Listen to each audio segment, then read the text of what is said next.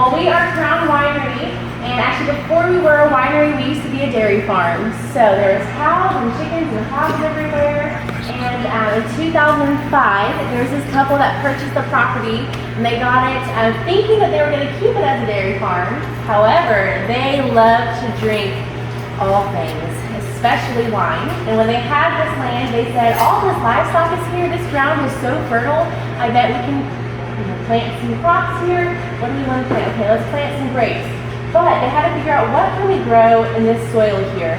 Everyone grows different kinds of grapes based on the state that you're in, or based on your climate, your weather patterns, all the things. So they had to send off some soil samples to the University of Tennessee. They then tested the samples for us and said, okay, these are the grapes that will grow in your climate. So they then decided, okay, let's do this. They got rid of all the livestock. They started planting all their rows of grapes. They actually planted 28 acres altogether. So that made us the largest vineyard in Tennessee. So we take a lot of pride in that. It's definitely not the largest ever, but it's the largest for Tennessee. And so they grew 8 different varieties of grapes, and we recently just planted a 9th variety. But when you plant grapes, it takes your grapes 4 whole years to grow. So you gotta wait quite a few years, but in that time, that gave them time to build the front of this building. They wanted it to look like an old Tuscan villa, give you that kind of vacation, like you're going to either California, Italy. They also, next to us, they put an event room over there so we could start having weddings and birthday parties and corporate events and baby showers and all the things. And then they also just started getting some of the equipment down here too. And so by 2009, they finally had enough growth in their vines so they could start harvesting everything. So they started getting everything. They opened up their doors to the public. They started doing tastings and tours and weddings. And then in 2016, Peter had passed away very suddenly.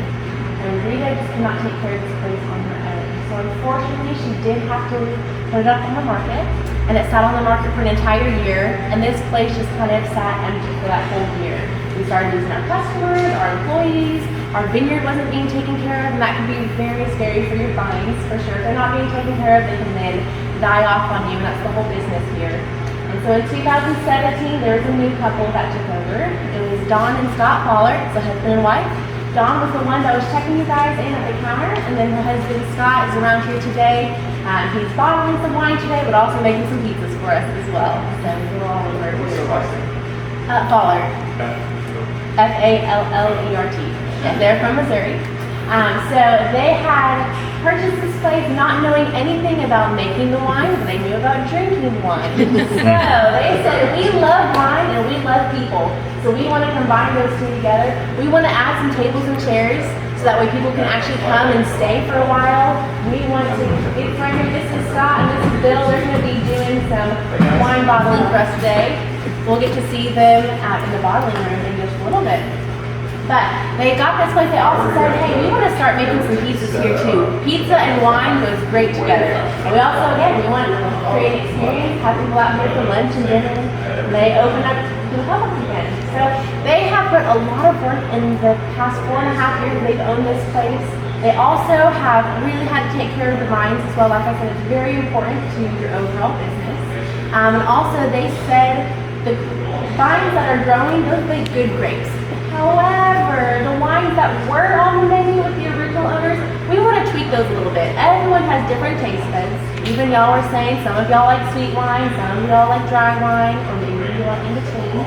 Well, they also have different taste buds too from the original owners. They use the same grapes, but changed it to make it more oaky or more sweet or more acidic, whatever they wanted to do to bring new wine. So all the wines you guys are trying today is all of their new creations.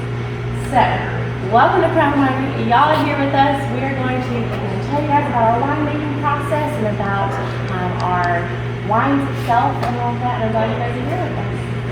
This portion right here, this lets us know with all these dimples on here, this says, okay, there is a cooling jacket on this tank. That will help us control the temperature of what's inside of here. And that's important during fermentation so that it doesn't get too hot or too cold. So we'll ferment in here, and then after fermentation, then we can move it to another tank as well.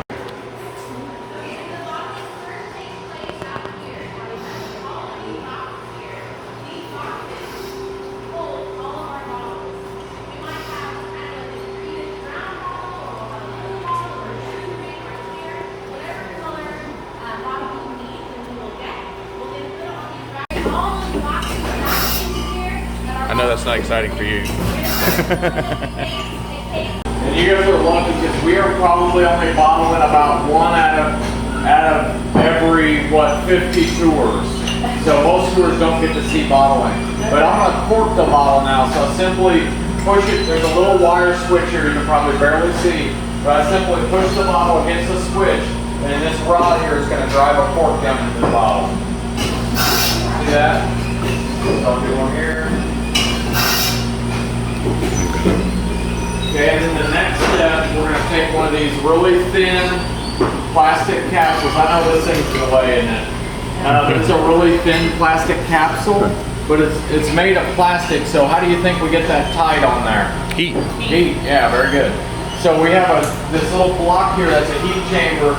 For those of you that can see inside there, it's glowing red hot like the sun. It's probably 1,000 degrees. So we set the bottle on the guide here, this triangular guide.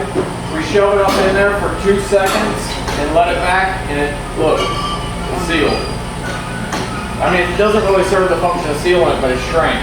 The next step, this is pretty automated. This is cranberry rosé labels on the spool here, and they're wound up around here, but when this blue sensor sees a bottle, it's going to tell these wheels to trap that bottle and spin it around and put a label on it, so you'll get to see that here. There's some little wheels that stop it and start it to make sure only one bottle can go in at a time.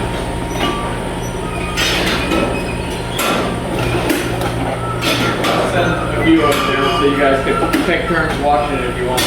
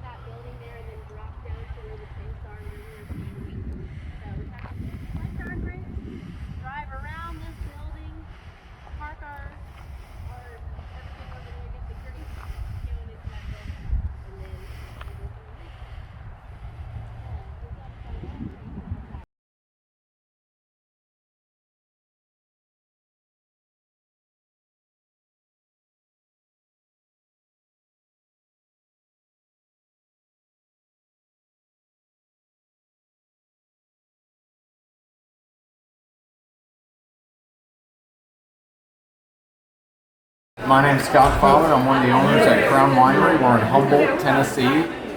We have lots to offer here. We have over 20 wines on our menu, everything from dry whites and dry reds. We have some semi-sweets, and we have some really nice fruity wines and a couple specialty wines with our port-style wine and our champagne-style wine. We do tours, tasting. We make delicious pizza on our brick oven. We also have some other options like meat and cheese trays and things like that. You can do, our most popular thing to do is a tour, a tasting, and you get a Crown Winery shirt, a Crown Winery glass, and that's $30 a person. You just call ahead to book it. We usually do 1 or 2 of those a day, and we pair you up with groups. And we just hope to see you sometime soon at Crown Winery. We also do events and things like that if you want to book your work party, Christmas party, anything like that. So, All right, it's perfect. We had a really good time, and I really appreciate it. Thank you. All right, thank you.